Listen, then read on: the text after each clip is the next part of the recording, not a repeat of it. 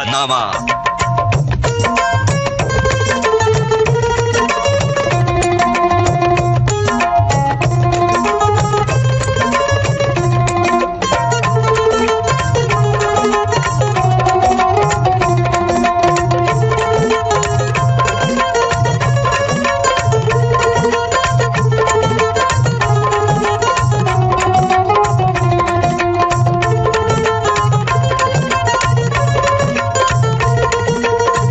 दोस्तों, सेहतनामा कार्यक्रम में आप सभी का बहुत बहुत स्वागत है। मैं हूं आपका दोस्त राजेंद्र त्रिपाठी और आज के सेहतनामा कार्यक्रम में हम आपकी मुलाकात करवाने जा रहे हैं पोद्दार हॉस्पिटल मुंबई के सुप्रसिद्ध चिकित्सक डॉक्टर दीप नारायण शुक्ल से, जो आयुर्वेदाचार्य हैं और आज के इस कार्यक्रम में श्वास रोग और आयुर्वेद विषय पर हमसे चर्चा करने के लिए यहां मौजूद हैं। डॉक्टर साहब, विविध भारती के स्टूडियो में सेहतनामा कार्यक्रम में आपका बहुत बहुत स्वागत है। राजेंद्र जी, आपका बहुत बहुत धन्यवाद। और देखिए डॉक्टर साहब, ये जो प्रोग्राम शुरू हुआ है, इसके पहले जिक्र हो रहा था इस विषय पर क्या बातचीत होगी, कैसे होगी। तो सबसे पहले हमारे सुनने वालों को हम ये बताना चाहेंगे कि भाई आपको मैं प्रतिनिधित्व करते हुए डॉक्टर साहब से प्रश्न पूछ रहा हूं, तो हम क्यों ना जान लें कि श्वास रोग होने के कारण क्या हैं डॉक्टर साहब। दोस्तों, आज हम आधुनिक जीवन में जी रहे हैं। श्वास रोग होने का सबसे पहला कारण है माता पिता को अगर श्वास रोग है तो वह वंशानुगत बच्चे में भी आ जाता है, और वह रोगी चूंकि उसके माता पिता दोनों श्वास रोग से पीड़ित थे, अतः उसको भी आजन्म पर्यंत यह श्वास रोग रहता है। इसके अलावा अन्य कारणों में जो है आजकल दूध और दूध से बने हुए पदार्थों का अत्यधिक मात्रा में सेवन करना। इसके अलावा आप ठंडी जगह पर अगर रह रहे हैं और ठंडे पदार्थ यानी शीतल जल का अत्यधिक सेवन कर रहे हैं, धूप में अधिक चल रहे हैं, अथवा जहां पर धूल उड़ते हैं ऐसे जगहों पर आप ज्यादा देर तक रहते हैं, तो भी आपको श्वास रोग होने का खतरा रहता है। वर्षा ऋतु हो, ठंडी की ऋतु हो, उस समय अगर आसमान में बादल छाए हुए रहे हों तो उस समय शीत गुण के कारण जो होता है शरीर के अंदर वात और कफ बढ़ जाता है और वह फुफ्फुस में रुक करके श्वास रोग को उत्पन्न करता है। इसके अलावा जो हम मिठाइयां खाते हैं, बर्फ से बने हुए यानी कुल्फी, आइसक्रीम इत्यादि का अधिक मात्रा में सेवन करते हैं। इसके अलावा जो महानगर हैं, महानगर में हम अपने काम में इतने मशगूल रहते हैं कि जब हमें मल और मूत्र का वेग आता है उसको हम अत्यधिक समय तक अगर रोक कर रखें तो भी शरीर के अंदर श्वास रोग होने का खतरा अत्यधिक बढ़ जाता है। मजदूरों में यहां तक कि जो अत्यधिक भार उठाते हैं, वजन उठाते हैं, उन लोगों में भी श्वास रोग होने का खतरा रहता है। जो भी मैंने कारण बताया, यह सभी श्वास रोग के मुख्य कारण हैं। डॉक्टर साहब, बहुत ही अच्छी जानकारी आपने दी। यहाँ हम इसी प्रश्न को थोड़ा सा वृहत करेंगे। जैसे आपने कई कारण बताए, तो क्या जो घरों में फ्रिज का पानी पीते हैं उन्हें भी ये संभव है? बिल्कुल। सबसे पहला कारण श्वास रोग में, जैसा कि मैंने आपको बताया, शीतता है, ठंडा है। निश्चित है कि अगर वह ठंडा पानी पी रहा है तो जैसे 2 गेहूं के दाने में 2 गेहूं का दाना मिलाया जाए तो वह 4 हो जाएगा। तो चूंकि इसका गुण ही ठंडा है, शीतता है, और वो ठंडा पानी पिएगा तो श्वास का वेग उसका बढ़ जाएगा। ये आपने बहुत ही सरल भाषा में समझा दिया ताकि जो लोग ठंडे पानी का लगातार प्रयोग करते हैं वे तो इस बात को समझेंगे ही। अच्छा, जैसे आपने कहा कि दूध और दूध से बनी मिठाइयां और आइसक्रीम, कुल्फी वगैरह, ये तो बात समझ में आती है, लेकिन वात, पित्त और कफ जो आयुर्वेद का मुख्य आधार है, तो श्वास रोग में मुख्य रूप से क्या प्रकोपित होता है? ऐसा है कि श्वास रोग में मुख्य रूप से वात और कफ प्रकोपित होता है, लेकिन पित्त का भी उसमें संबंध रहता है, क्योंकि 2 चीजें होती हैं, मुख्य आश्रय और आश्रयी। मुख्य जो है वात और कफ है, और उसके संबंध में पित्त का भी संबंध आता है, क्योंकि यह जो श्वास रोग है यह आमाशय सम्मुख व्याधि है। क्योंकि आयुर्वेद में सभी रोगों का एक स्थान दिया गया है। तो आमाशय का जो ऊर्ध्व भाग रहता है वह कफ का स्थान है और जो उसका अधो भाग है वह पित्त का स्थान है और उसको ले जाने में वात जो है मुख्य रूप से काम करता है।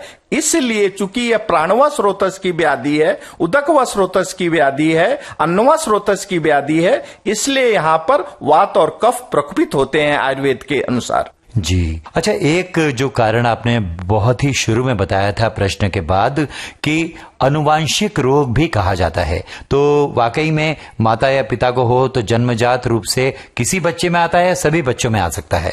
ऐसा है राजेंद्र जी कि कहते हैं कि जब माता पिता जब वसीयत लिखते हैं तो वसीयत में घर किसी को देते हैं, खेत किसी को देते हैं, पैसा किसी को देते हैं, इसलिए यह कहना अनुचित होगा कि अगर माता पिता को अगर श्वास रोग है तो सभी बच्चों को श्वास रोग आएगा, ऐसा नहीं है। उसमें किसी एक में ही आता है जिसमें कि रोग प्रतिरोधक क्षमता कम होती है अथवा दूसरे जीन के आनुवंशिकता के कारण चूंकि एक में ही आता है, सब में आएगा ऐसा कह नहीं सकते।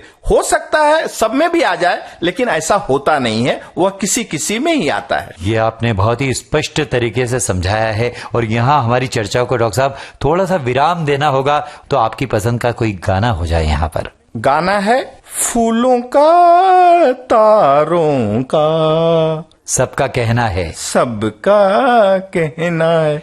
हरे रामा हरे कृष्ण फिल्म का ये गाना है, हम सुना।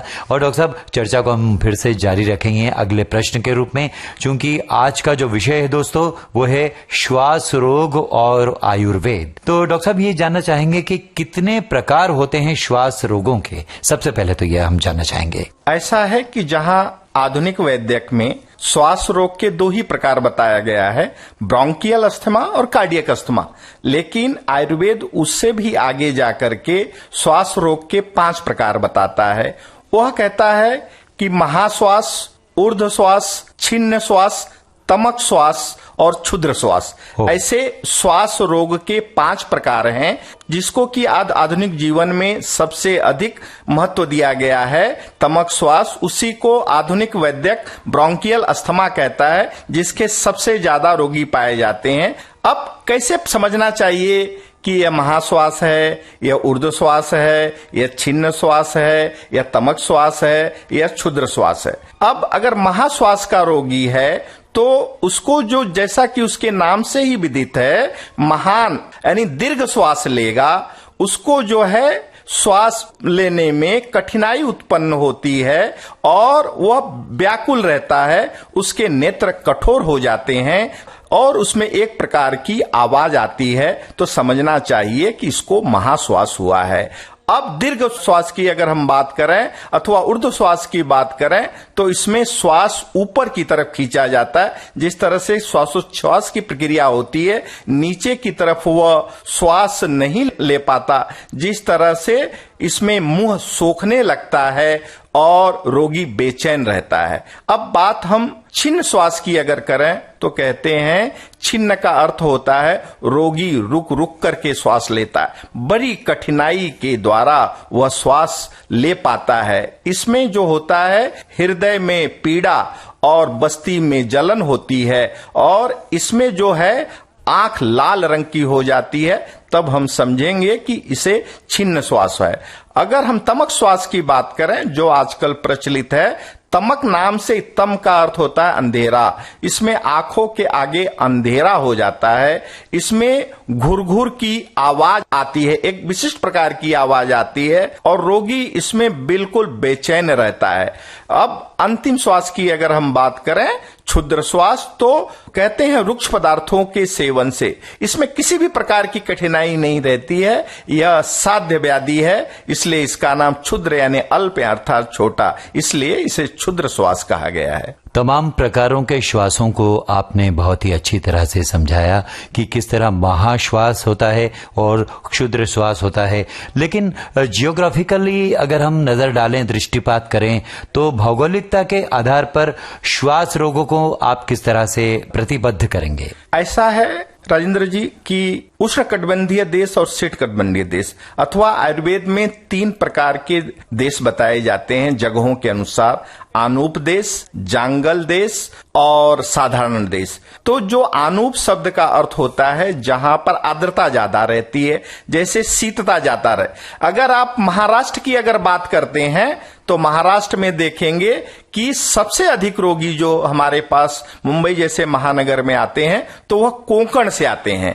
चूंकि कोंकण में शीतता आर्द्रता अत्यधिक मात्रा में रहती है, इसका श्वास रोग पर तेजी से प्रभाव पड़ता है, इसलिए वहां के लोगों में श्वास रोग की मात्रा अधिक होती है। तो इस तरह से भौगोलिक दृष्टि से अगर विचार किया जाए तो जिस भी देश में, जिस भी प्रदेश में आर्द्रता ज्यादा होगी वहां श्वास के रोगी अधिक पाए जाएंगे। ये तो आपने अवश्य ही वो बात बताई है कि लोग जो है समंदरी वाले इलाकों में ज्यादा रहते हैं, और जैसे आपने महाराष्ट्र का जिक्र किया, लेकिन जहां सूखा एक प्रदेश होता है तो वहां क्या स्थिति होती है? जहां सूखा रहेगा वहां पर श्वास के रोगी नहीं पाए जाएंगे, लेकिन चूंकि मैंने इसके पहले आपके कारणों में आनुवंशिकता शब्द बताया था, और चूंकि सूखे में भी जहां धूल धूसर की मात्रा अत्यधिक उड़ती रहेगी और उसमें अगर वह व्यक्ति ज्यादा देर तक रहे तो पाया जाता है। लेकिन देखने में यह आता है कि सूखे प्रदेशों में श्वास रोगियों की मात्रा अति अल्प होती है। ये आपने बहुत ही स्पष्ट कर दिया डॉक्टर साहब। और ये संप्रति जो कहा जाता है आयुर्वेद में, यानी किस तरह श्वास रोग पनपता है, उसके बारे में थोड़ी वृहद चर्चा कीजिए। बिल्कुल ऐसा है कि जब हम हेतु का सेवन कहते हैं, कारण का सेवन करते हैं, आगे चल करके मैं आपको चिकित्सा की जब बात करूंगा तो कहते हैं संक्षेपतः क्रिया योगो निदान परिवर्जनम। और इसका अर्थ ये होता है अगर आपको चिकित्सा करनी है तो सबसे पहले जिस कारण से रोग होता है, मान लीजिए कि आप जो है चिकित्सा कर रहे हैं और कारण साथ साथ में चालू है तो रोगी अच्छा नहीं होगा। चूंकि हेतु का जो सेवन कर रहा है, कारण का सेवन कर रहा है, जिससे कि शरीर के अंदर वात और कफ जो है वह बढ़ जाते हैं। और वात और कफ बढ़ने के कारण आयुर्वेद में 13 प्रकार के स्रोतस बताए जाते हैं। उसमें से जो 3 स्रोतस इसमें मुख्य उत्तरदायी होते हैं, प्राणवह, उदकवह और अन्नवह स्रोतस, इनके मार्ग में बाधा उत्पन्न होती है और बाधा उत्पन्न होने के कारण यह कफ फुफ्फुस में जाकर के स्थान संश्रय करता है और व्यक्ति जो है रोगी श्वास का वेग लेने लगता है, तब जाकर के उसे श्वास रोग होता है। इसे ही श्वास रोग की संप्राप्ति कहा जाता है। डॉक्टर साहब ये तो आपने स्पष्ट कर दिया कि किस तरह से श्वास रोग पनपता है, लेकिन फिलहाल यहाँ पर वातावरण ये कह रहा है कि संगीतमय वातावरण अगर बन जाता है तो थोड़ी सी हमें भी राहत मिलती है और हमारी श्वास को भी राहत मिलेगी। अभी न जाओ छोड़कर, ये हम दोनों फिल्म का गाना, जिस तरह से आपने प्रकारों में उन प्रकारों विशेष के लक्षण बताए थे।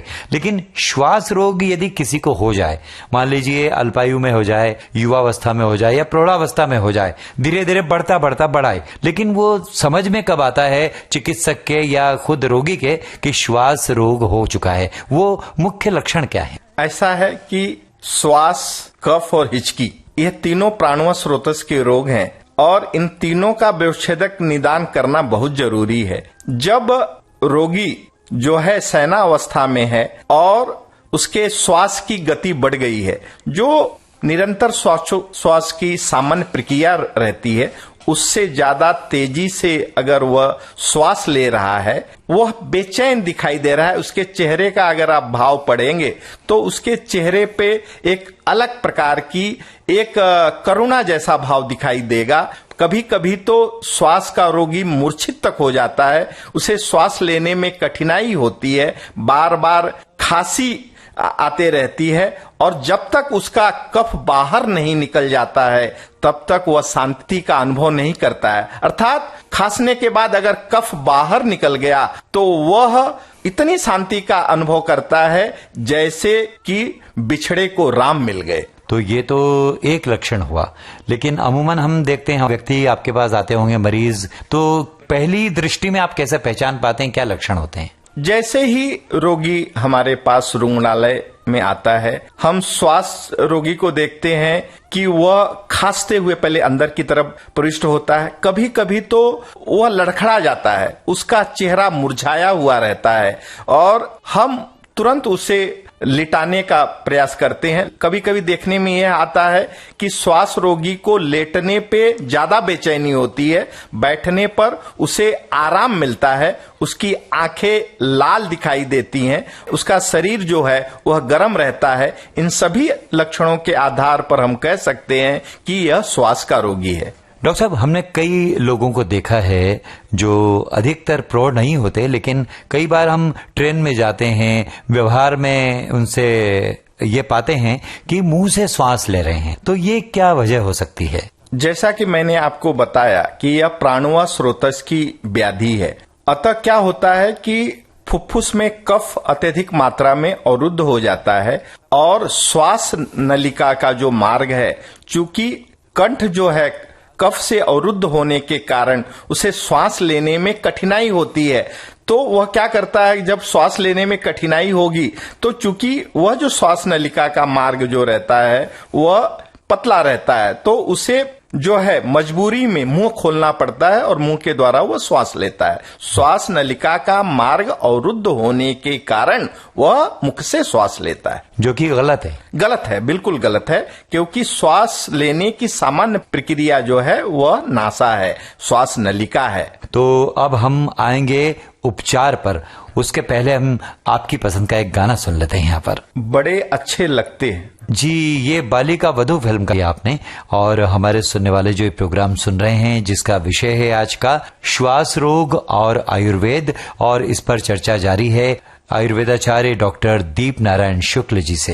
तो डॉक्टर साहब, अब हम इस गीत के बाद उपचार पद्धति पर आते हैं, यानी इलाज क्या है। तो हम श्वास रोगों के इलाज के बारे में आपसे जानना चाहेंगे। बिल्कुल ऐसा है, आयुर्वेद में दो प्रकार की चिकित्सा होती है, समन और शोधन। शोधन का अर्थ यह होता है कि जिसमें हम शरीर की जो है शुद्धि करते हैं। कहा जाता है दोषा कदाचित कुप्यंती जीता लंघन पाचने एतु संशोधने न तेसा पुनरुद्धव। अब आप पूछेंगे कि इसका अर्थ क्या होता है, तो कहते हैं कि जिस तरह से आधुनिक चिकित्सा उन लक्षणों को अंदर ही अंदर दबा देती है, ठीक उसी तरह से हमारे यहाँ लंघन और पाचन किया जाता है, तो उसको हम समन चिकित्सा कहते हैं। लेकिन जिस चिकित्सा के अंदर हम दोषों को शरीर से बाहर निकालते हैं उसको हम शोधन चिकित्सा करते हैं। उदाहरण स्वरूप जैसे मान लीजिए कि एक पेड़ है,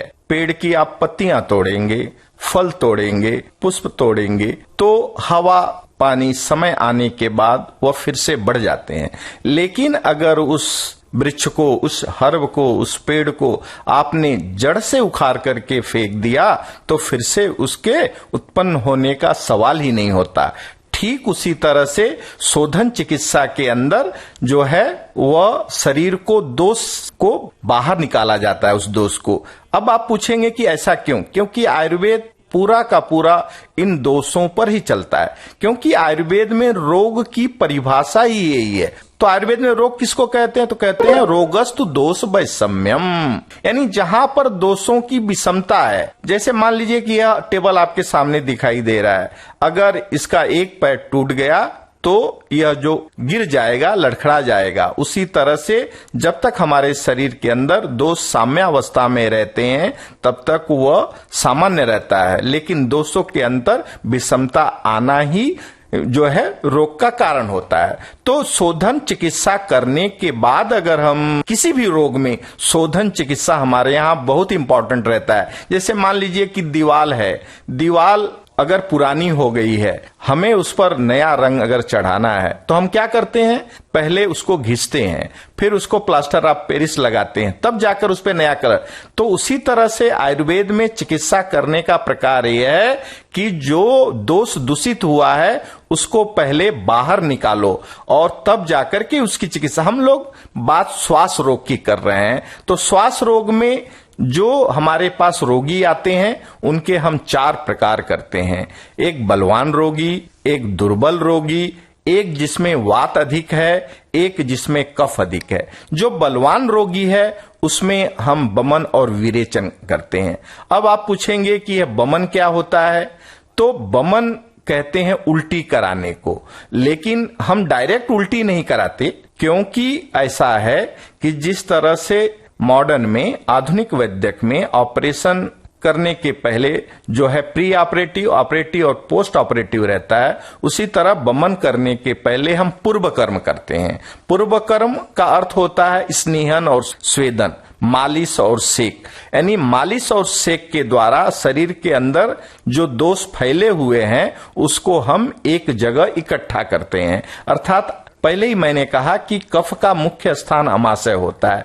अमाशय के ऊर्ध्व भाग में इकट्ठा करने के बाद जो है हम उसको जो है सैंधव अर्थात नमक, मधु अर्थात जो है शहद, और इसके अलावा जो है एक मदन फल आता है, ये तीनों मिला करके उसे पीने के लिए देते हैं और फिर जो है वह उल्टी करता है, और उल्टी करने में पूरा का पूरा कफ जो है बाहर आ जाता है। जैसा कि मैंने पहले ही कहा कि जब तक कफ नहीं निकलता है तब तक रोगी अपने आप को असहाय महसूस करता है। जैसे ही कफ बाहर निकलता है तो रोगी को शांति मिलती है। तो यह हो गया बमन। मैंने आपको कहा कि इसमें पित्त का अनुबंध रहता है, अमाशय के निचले भाग में पित्त रहता है। तो ठीक जिस तरह से वमन के अंदर पूर्व कर्म किया जाता है, उसी तरह से पित्त के अंदर जो है विरेचन किया जाता है, यानी नीचे के मार्ग से, अधो मार्ग से दोष को बाहर निकाला जाता है।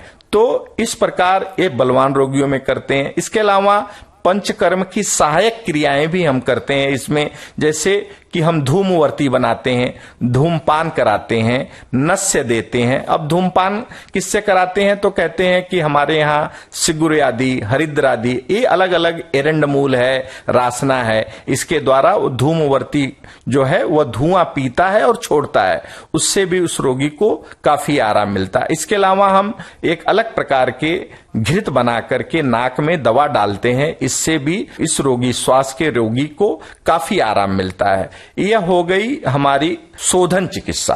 अगर हम समन चिकित्सा की बात करें तो हमारे यहाँ 10 ऐसे हर्ब्स हैं, द्रव्य हैं, जो कि इसमें काफी काम करते हैं। जैसे अर्क है, जिसे मदार कहा जाता है, धतूरा है, मनशिला है, हरिदाल है, कुलिंजन है, रासना है, दसमूल है, वासा है, सिगुरु है। इन सबको अलग अलग या जो है एक साथ दवाइयों के रूप में, जिसको कि हम कल्प कहते हैं, कल्प के रूप में अगर बात किया जाए तो श्वास काश चिंतामणि रस है, श्वास कुठार रस है। इसके अलावा जो है हम प्रवाल पिष्टी देते हैं, तालिसादी चूर्ण देते हैं, सीतोपलादी चूर्ण देते हैं। इस तरह के बहुत सी दवाइयां हैं। जिस तरह से मॉडर्न के अंदर जो है इंजेक्शन लगाया जाता है, ठीक उसी तरह से हम श्वास काश चिंतामणि रस को जो है मध में मिलाकर कहते हैं मुहुर मुहुर। मुहुर मुहुर का अर्थ होता है बार बार चटाना, जिससे कि उसको श्वास रोगी को काफी आराम मिलता है। इसके अलावा चूंकि मैंने आपको बताया कि इसमें कफ का संबंध आता है, छाती में कफ भरा हुआ रहता है, तो हम लवण अर्थात नमक तथा साथ में तेल को गर्म करके उसके छाती पे मालिश करने के लिए देते हैं, उससे भी रोगी को आराम मिलता है। हमारे यहाँ स्वेदन के जो है 13 प्रकार बताए गए। हम बहुत से जड़ी बूटियों को कुकर में उबाल करके उसको स्वेदन देते हैं। जिस तरह से सूर्य के किरणों से बर्फ पिघलता है, ठीक उसी तरह से वह जो कफ है उसके शरीर से पिघल करके बाहर निकालता है, जिससे रोगी को काफी आराम मिलता है। कहने के लिए श्वास रोगों की चिकित्सा पर एक लंबी लिस्ट है, लेकिन मुझे लगता है इतना ही काफी। इसके अलावा कुछ काढ़ों का भी प्रयोग करते हैं, जैसे कनकासव है, वासारिष्ट है, दसमूला रिष्ट है। यह सब का भी बहुत ही अच्छा परिणाम श्वास रोगियों को मिलता है।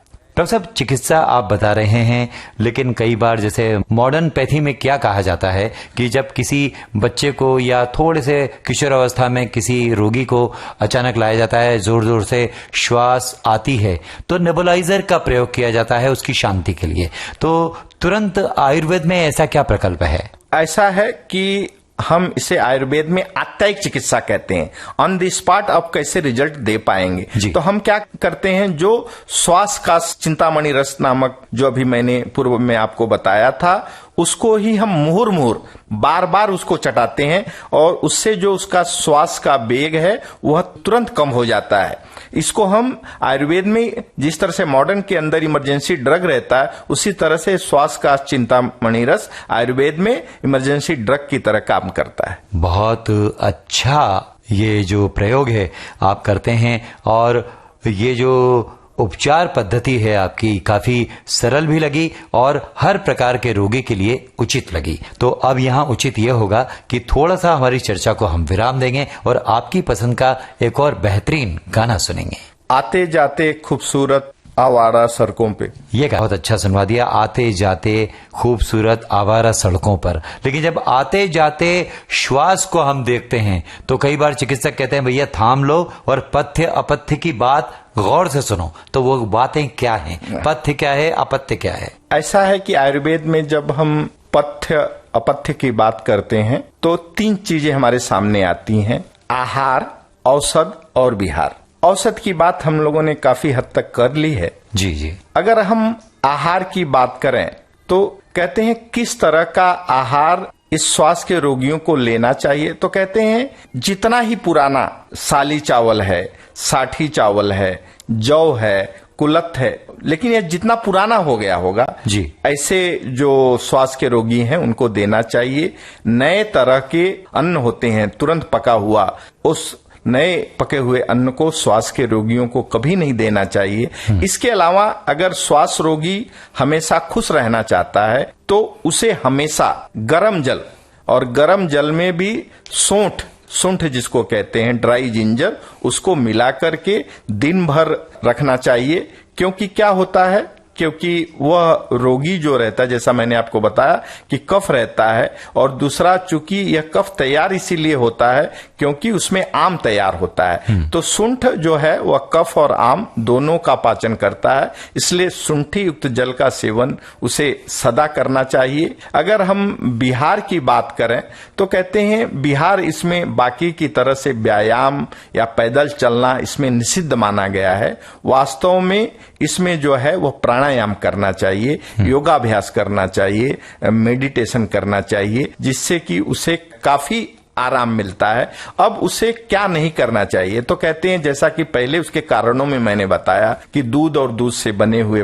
पदार्थ अथवा आजकल जो फास्ट फूड है वो उसे कभी नहीं खाना चाहिए। तली हुई चीजें, तीखी चीजें, जो तेल से बनाया हुआ तुरंत पकाया हुआ हो, फ्रिज की रखी हुई चीजें, ठंडे पानी का उसे भूल करके भी सेवन नहीं करना चाहिए। उसे समझना चाहिए ये अत्यंत शीतल जल उसके लिए जहर के समान है, तो शीतल जल का उसे कभी नहीं सेवन करना है। अत्यधिक देर तक आजकल जो आधुनिक वातावरण है, लोगों को जो एसी गाड़ियों में चलने की आदत है, 24 घंटे एसी में रहने की आदत है, जहां तक हो सके उसे वह भी अवॉइड करना चाहिए।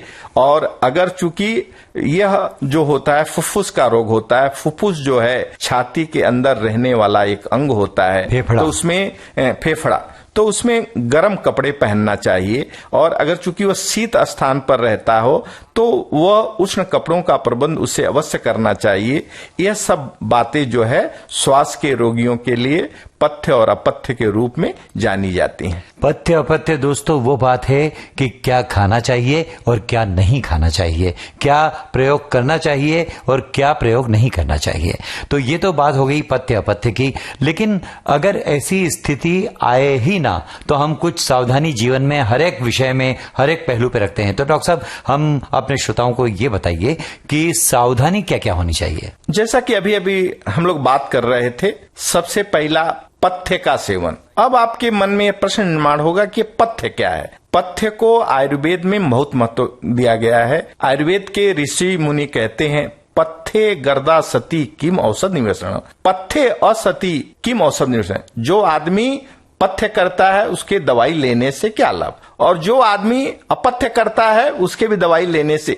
इसका साधारण अंश ये हुआ कि पथ्य का अर्थ यहाँ पर यह होता है श्वास रोगों के लिए जो हितकर है उसका सेवन करना चाहिए। दूसरा, अपथ्य का जो है वह त्याग करना चाहिए। तीसरी बात जो है, हमेशा उस श्वास के रोगी को उष्ण जल का सेवन करना चाहिए। एसी जो है उसके लिए ठंडी चीजें जो है उसको जहर के समान है, उसको सदा के लिए त्याग देना चाहिए। पांचवी बात यह है कि अपने शरीर की रोग प्रतिरोधक क्षमता को बढ़ाना चाहिए, बॉडी की इम्यूनिटी को बढ़ाना चाहिए, क्योंकि इसमें बॉडी की इम्यूनिटी, रोग प्रतिरोधक क्षमता बिल्कुल कम हो जाती है। तो उसके लिए जैसे गुडुचि है, गुलवेल जिसको अमृता कहा जाता है, अश्वगंधा है, सताउरी है, ऐसे जो आयुर्वेद में हर्ब्स बताए गए हैं, वनस्पतियां बताया गया है, तुलसी है, अदरक है, लहसुन है, इनका निरंतर सेवन करने वाले को जल्दी श्वास रोग, जैसे कहा जाता है कि सूरन खाने वाले को जल्दी बवासीर नहीं होता, सहजन खाने वाले को जो है जल्दी हार्ट की बीमारी नहीं होती, ठीक उसी तरह से सदा लहसुन खाने वाले को जल्दी श्वास रोग नहीं होता। उसका मुख्य कारण यही है कि लहसुन जो होता है उसका वीर्य जो है, उसकी जो पोटेंसी है, उसकी जो ताकत होती है वह उष्ण होती है। ये बहुत ही अच्छी सावधानी वाली बात बताई आपने।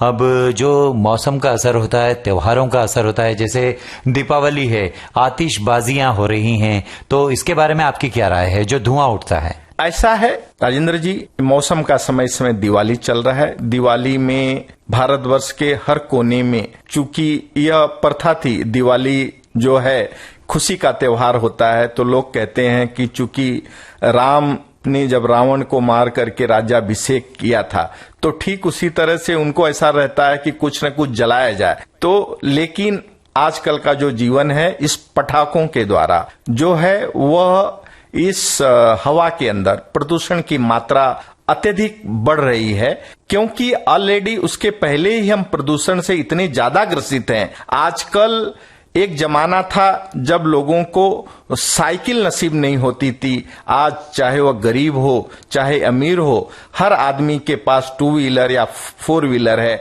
और प्रदूषण को बढ़ाने में इन गाड़ियों का जो महत्व है वह बहुत ही ज्यादा बढ़ गया है। केमिकल हैं, केमिकल के द्वारा भी प्रदूषण, तो जैसे जो महानगर हैं वो तो ऑलरेडी प्रदूषण के गर्त में हैं, और उसके बाद जो है वह जब आप पटाखे बजाएंगे तो प्रदूषण और बढ़ता जाएगा। श्वास का रोगी तो ऐसा होता है कि बेचारा परेशान तो रहता है, जैसे ही उसे प्रदूषण और धूल का संबंध मिलता है वह उपद्रव स्वरूप और उसका तेजी से बढ़ता हुआ रूप दिखाई देता है।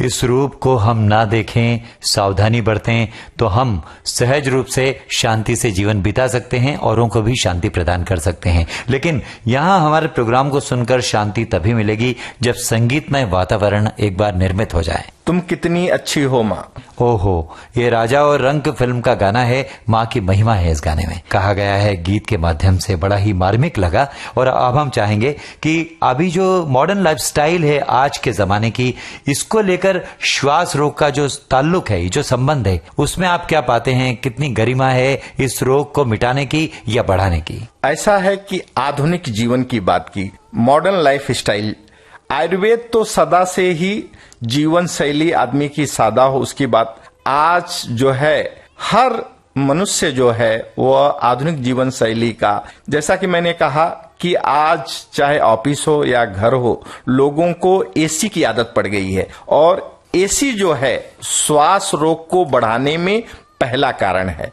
नंबर 2, जो गाड़ियां हैं, गाड़ियां भी आधुनिक जीवन में बहुत तेजी से बढ़ रही हैं, और गाड़ियों से भी प्रदूषण बढ़ता है, और प्रदूषण जो है वह भी जो है वह श्वास 81 के बाद अगर देखा जाए तो आप किसी भी पीडियाट्रिशियन के पास चले जाइए, बच्चे के डॉक्टर के पास चले जाइए। छोटे बच्चों को तो कभी भी एसी में नहीं सुलाना चाहिए। आप छोटे बच्चों को देखेंगे तो बार बार सर्दी, खांसी, जुकाम की शिकायत होती रहती है, और यही आगे चल करके श्वास रोग में परिवर्तित होता है। चौथा जो कारण है, हम देखते हैं कि आजकल लोगों को पाश्चात्य शैली की आदत पड़ गई है। हम देखें तो ऐसा कहते हैं कि ये फास्ट फूड यानी पिज्जा, बर्गर और उसके बाद में उसके ऊपर कोल्ड ड्रिंक। कहीं भी आप सामान्य जगह पिज्जा बर्गर के ऊपर लोगों को चाय पीते हुए नहीं देखा होगा, पिज्जा बर्गर के ऊपर कोल्ड ड्रिंक पीते हुए देखा होगा। और यह दोनों जो है वह कफ को और वात को बढ़ाने में बहुत बड़ा रोल अदा करते हैं, जिससे कि आधुनिक जीवन में फास्ट फूड हो गया, आपका गाड़ियां हो गई, एसी हो गया, फ्रिज हो गया। मैं तो कहता हूं आदमी जितना ही आधुनिक होता गया उतनी ही बीमारियां बढ़ती गई, और उसमें से एक महारोग श्वास भी है, क्योंकि महारोगों में 8 प्रकार के अष्टोमहागत 8 प्रकार के महारोग बताए गए हैं, तो उसमें से श्वास रोग का भी नाम आता है।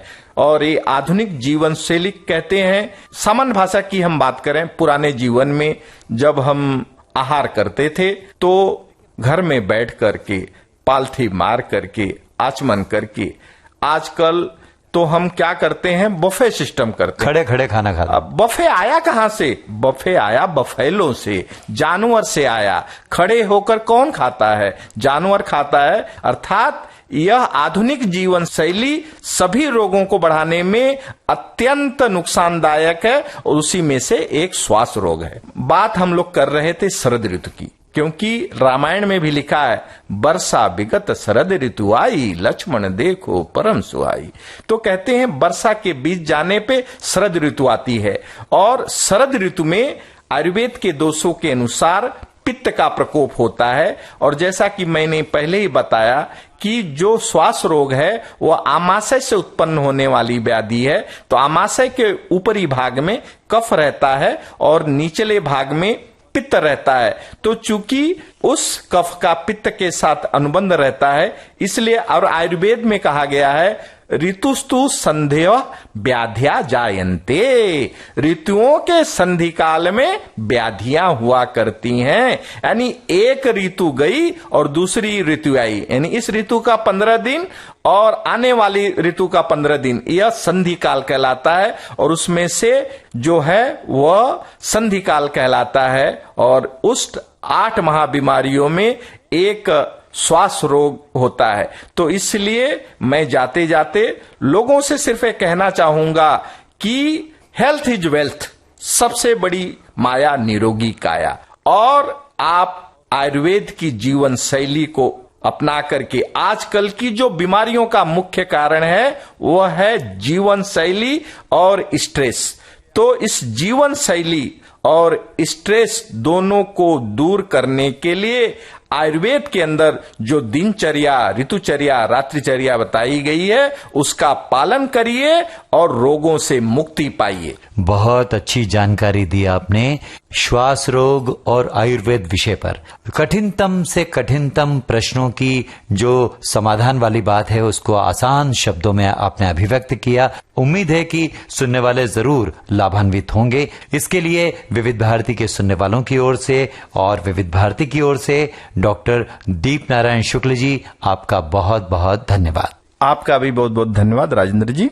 तो दोस्तों, ये थी मुलाकात आज के सेहतनामा कार्यक्रम में सुप्रसिद्ध आयुर्वेदाचार्य डॉक्टर दीप नारायण शुक्ल से। बातचीत का विषय था आज श्वास रोग और आयुर्वेद। आज के इस कार्यक्रम में हमारे तकनीकी सहयोगी थे महेश वर्मा, कार्यक्रम के प्रस्तुतकर्ता रामकरण मीणा। और आज के इस प्रोग्राम से अब दीजिए अपने दोस्त राजेंद्र त्रिपाठी को इजाजत। नमस्कार।